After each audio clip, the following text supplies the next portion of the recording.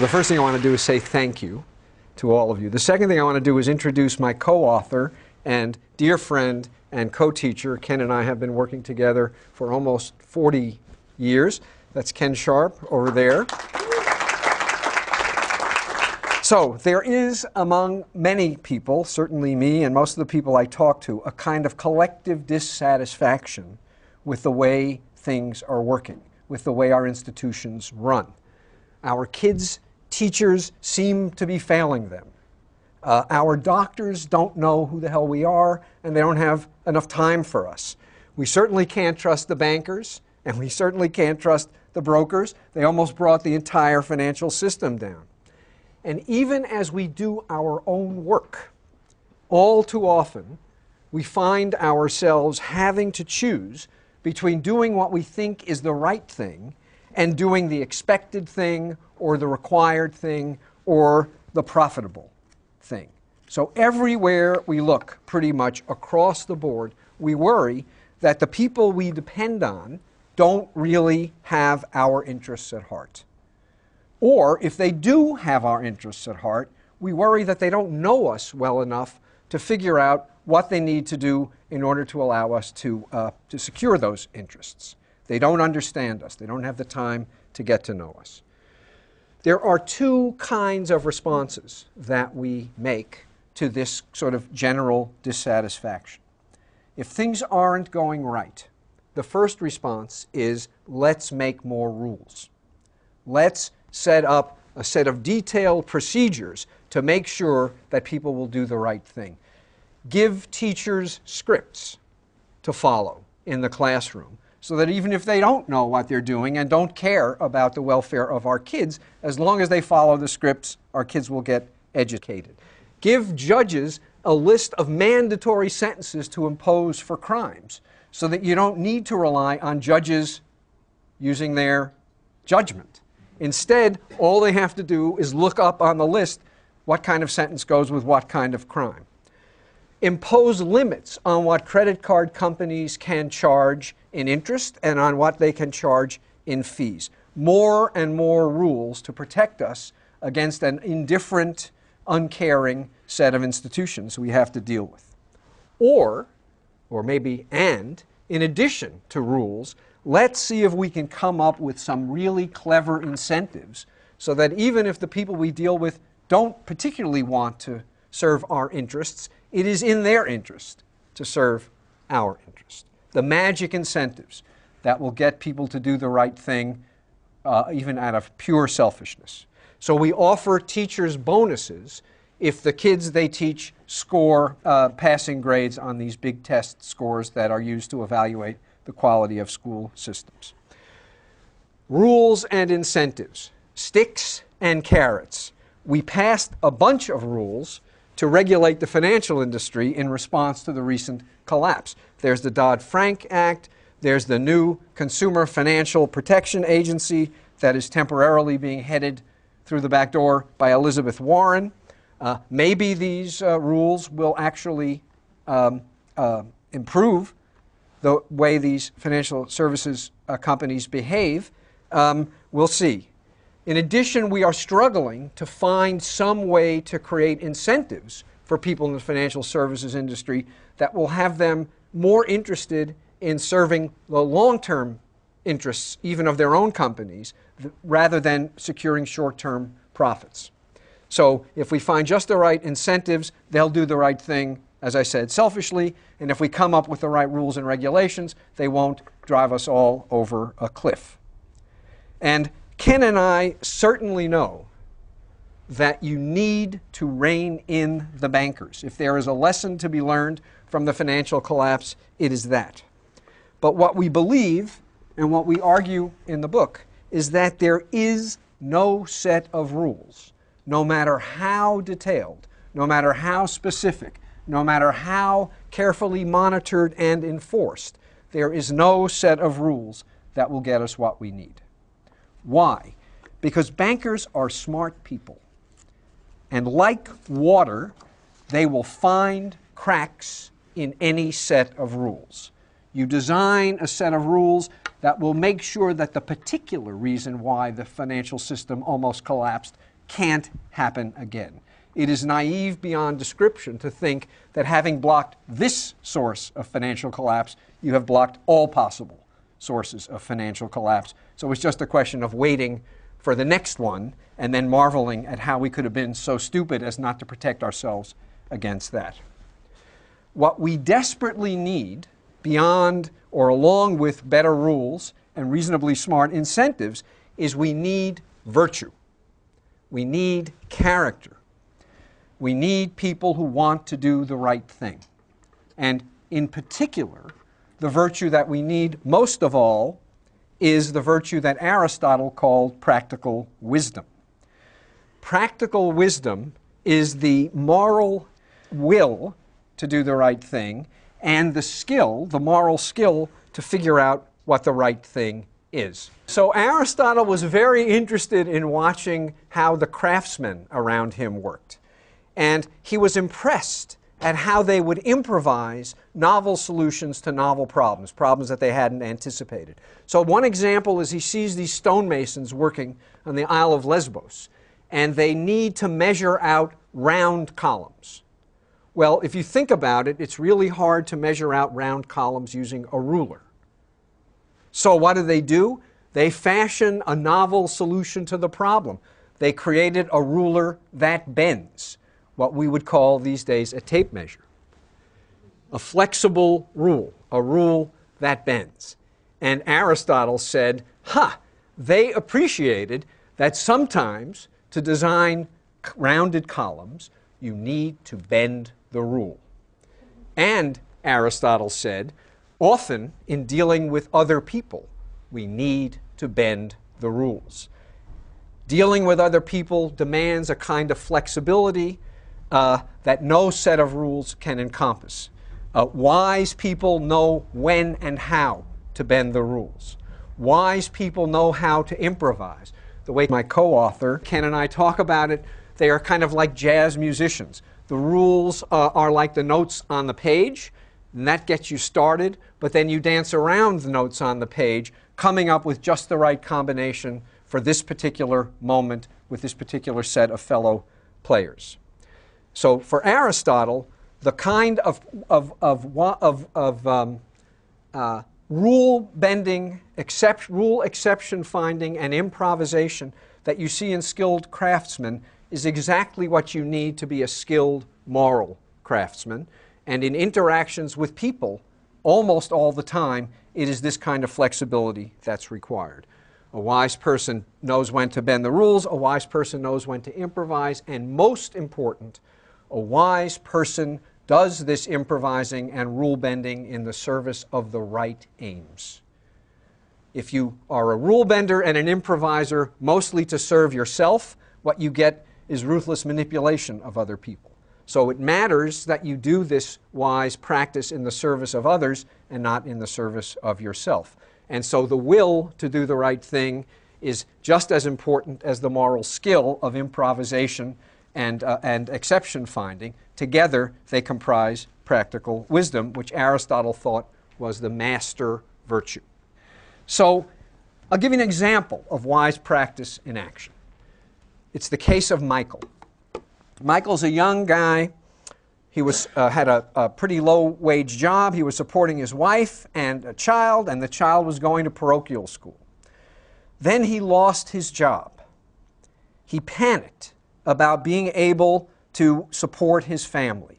One night he drank a little too much, and he robbed a cab driver, stole $50. He robbed him at gunpoint. It was a toy gun. He got caught, he got tried, he got convicted. The Pennsylvania sentencing guidelines required a minimum sentence for a crime like this of 2 years, 24 months. The judge on the case, Judge Lois Forer, thought that this made no sense. He had never committed a crime before. He was a responsible husband and father. He had been faced with desperate circumstances. All this would do was wreck a family. And so she improvised a sentence, 11 months. And not only that, but release every day to go to work. Spend your night in jail, spend your day holding down a job. He did. He served out his sentence. He made restitution and found himself a new job, and the family was united, and it seemed on the road to some sort of a decent life. A happy ending to a story involving wise improvisation from a wise judge. But it turned out the prosecutor was not happy that Judge Forer ignored the sentencing guidelines and sort of invented her own, and so he appealed. And he asked for the mandatory minimum sentence for armed robbery. He did, after all, have a toy gun. The mandatory minimum sentence for armed robbery is 5 years. He won the appeal. Michael was sentenced to 5 years in prison. Judge Forer had to follow the law. And by the way, this appeal went through after he had finished serving his sentence. So he was out and working at a job and taking care of his family. He had to go back into jail. Judge Forer did what she was required to do, and then she quit the bench. And Michael disappeared. So that is an example both of wise wisdom in practice and the subversion of wisdom by rules that are meant, of course, to make things better. Now consider Ms. Dewey. Ms. Dewey's a teacher in a Texas elementary school.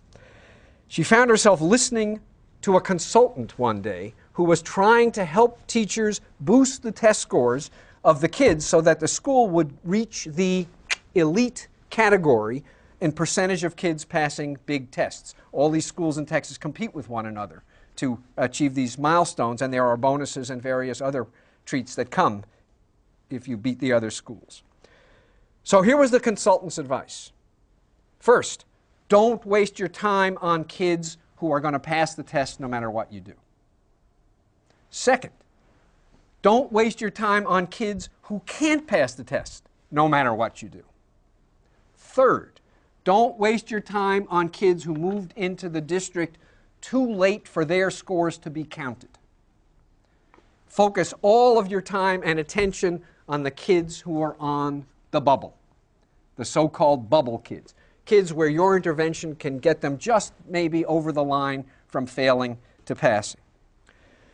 So Ms. Dewey heard this, and she shook her head in despair, while fellow teachers were sort of cheering each other on and nodding approvingly, right? It's like they were about to go play a football game. For Ms. Dewey, this isn't why she became a teacher. Now, Ken and I are not naive, and we understand that you need to have rules. You need to have incentives. People have to make a living.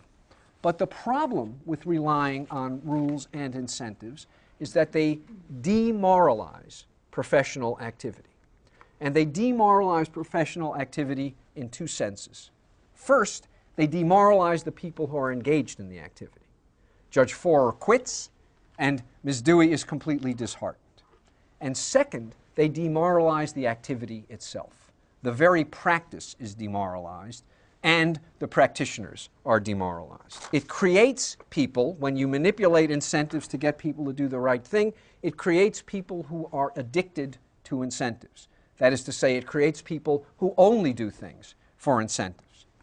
Now, the striking thing about this is that psychologists have known this for 30 years. Psychologists have known about the negative consequences of incentivizing everything for 30 years. We know that if you reward kids for drawing pictures, they stop caring about the drawing and care only about the reward. If you reward kids for reading books, they stop caring about what's in the books and only care about how long they are. If you reward teachers for kids' test scores, they stop caring about educating and only care about test preparation. If you were to reward doctors for doing more procedures, which is the current system, they would do more. If instead you reward doctors for doing fewer procedures, they will do fewer. What we want, of course, is doctors who do just the right amount of procedures and do the right amount for the right reason, namely to serve the welfare of their patients. Psychologists have known this for decades, and it's time for policymakers to start paying attention and listen to psychologists a little bit instead of economists. And it doesn't have to be this way. We think, Ken and I, that there are real sources of hope. We identify one set of people in all of these practices who we call canny outlaws. These are people who, being forced to operate in a system that demands rule following and creates incentives, find a way around the rules, find a way to subvert the rules. So there are teachers who have these scripts to follow, and they know that if they follow these scripts, the kids will learn nothing. And so what they do is they follow the scripts, but they follow the scripts at double time and squirrel away little bits of extra time during which they teach in the way that they actually know is effective. So these are little ordinary, everyday heroes, and they're incredibly admirable. But there's no way that they can sustain this kind of activity in the face of a system that either roots them out or grinds them down. So canny outlaws are better than nothing, but it's hard to imagine any canny outlaw sustaining that for an indefinite period of time. More hopeful are people we call system changers. These are people who are looking not to dodge the system's rules and regulations, but to transform the system. And we talk about several. There's one in particular is a judge named Robert Russell. And one day he was faced with the case of Gary Pettingill. Pettingill was a 23-year-old vet who had planned to make the Army a career, but then he got a severe back injury in Iraq, and that forced him to take a medical discharge. He was married, he had a third kid on the way, he suffered from PTSD in addition to the bad back and recurrent nightmares, and he had started using marijuana to ease some of the symptoms. He was only able to get part-time work because of his back, and so he was unable to earn enough to put food on the table and take care of his family. So he started selling marijuana. He was busted in a drug sweep. His family was kicked out of their apartment, and the welfare system was threatening to take away his kids. Under normal sentencing procedures, Judge Russell would have had little choice but to sentence Pettingill to serious jail time as a drug felon. But Judge Russell did have an alternative. And that's because he was in a special court. He was in a court called the Veterans Court. In the Veterans Court, this was the first of its kind in the United States, Judge Russell created the Veterans Court. It was a court only for veterans who had broken the law. And he had created it exactly because mandatory sentencing laws were taking the judgment out of judging. No one wanted nonviolent offenders, and especially nonviolent offenders who were veterans to boot, to be thrown into prison. They wanted to do something about what we all know, namely the revolving door of the criminal justice system. And what the Veterans Court did was it treated each criminal as an individual, tried to get inside their problems, tried to fashion responses to their crimes that helped them to rehabilitate themselves, and didn't forget about them once the judgment was made. Stayed with them, followed up on them, made sure that they were actually sticking to whatever plan had been jointly developed to get them over the hump. There are now 22 cities that have veterans courts like this. Why has the idea spread? Well, one reason is that Judge Russell has now seen 108 vets in his Veterans Court as of February of this year, and out of 108, guess how many have gone back through the revolving door of justice into prison? None. None. Anyone would glom on to a criminal justice system that has this kind of a record. So here is a system changer, and it seems to be catching. There's a banker who created a for-profit community bank that encouraged bankers, I know this is hard to believe, encouraged bankers who worked there to do well by doing good for their low-income clients. The bank helped finance the rebuilding of what was otherwise a dying community. Though their loan recipients were high risk, by ordinary standards, the default rate was extremely low. The bank was profitable. The bankers stayed with their loan recipients. They didn't make loans and then sell the loans. They serviced the loans. They made sure that their loan recipients were staying up with their payments. Banking hasn't always been the way we read about it now in the newspapers. Even Goldman Sachs once used to serve clients before it turned into an institution that serves only itself. Banking wasn't always this way, and it doesn't have to be this way. So there are examples like this in medicine, doctors at Harvard who are trying to transform medical education so that you don't get a kind of ethical erosion and loss of empathy which characterizes most medical students in the course of their medical training. And the way they do it is to give third-year medical students patients who they follow for an entire year. So the patients are not organ systems and they're not diseases, they're people with lives. And in order to be an effective doctor, you need to treat people who have lives and not just disease. In addition to which, there's an enormous amount of back and forth mentoring of one student by another, of all the students by the doctors, and the result is a generation, we hope, of doctors who do have time for the people they treat. We'll see. So there are lots of examples like this that we talk about. Each of them shows that it is possible to build on and nurture character and keep a profession true to its proper mission, what Aristotle would have called its proper telos. And Ken and I believe that this is what practitioners actually want. People want to be allowed to be virtuous. They want to have permission to do the right thing. They don't want to feel like they need to take a shower to get the moral grime off their bodies every day when they come home from work. Aristotle thought that practical wisdom was the key to happiness, and he was right. There's now a lot of research being done in psychology on what makes people happy, and the two things that jump out in study after study, I know this will come as a shock to all of you, the two things that matter most to happiness are love and work. Love, managing successfully relations with the people who are close to you and with the communities of which you are a part. Work, engaging in activities that are meaningful and satisfying. If you have that, good close relations with other people, work that's meaningful and fulfilling, you don't much need anything else. Well, to love well and to work well, you need wisdom. Rules and incentives don't tell you how to be a good friend, how to be a good parent, how to be a good spouse, or how to be a good doctor or a good lawyer or a good teacher. Rules and incentives are no substitutes for wisdom. Indeed, we argue, there is no substitute for wisdom. And so practical wisdom does not require heroic acts of self-sacrifice on the part of practitioners.